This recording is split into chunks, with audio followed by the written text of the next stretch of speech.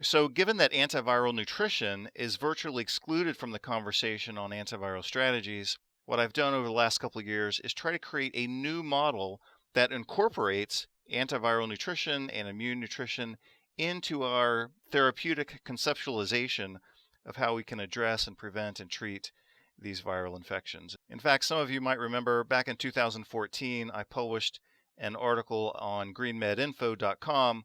The proof is in the panic. We need a new strategy against viral infections.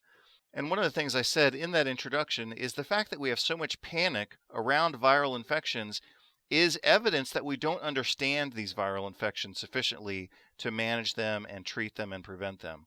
So what we need is not simply new treatments within the same model, we need a new model of viral infections if we're going to gain new insights, again, into how to prevent and treat those. So when I wrote this back in 2014, I'm sure many of you remember, that was the year of Ebola and all the fear and unnecessary panic around that. And what I stated then is the fact that these viral infection health crises exist in these modern times is primary evidence of the failure of our current systems, both in healthcare and education, and the need not for new treatments within the same model, but for a new model better suited for international distribution, disease prevention, and broad spectrum effectiveness. And you're going to see that represented in today's presentation. Again, only by understanding viral infections can we prevent and treat them rationally and effectively.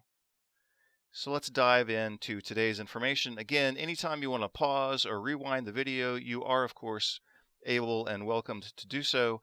I'm going to try to make quick progress through this presentation so it doesn't take an excess of time. Structure of today's presentation and some of the upcoming videos: orientation, definitions, clinical use, placement within the four-part strategy, also human patient evidence, estimations of risk, cost, benefits, and collateral benefits,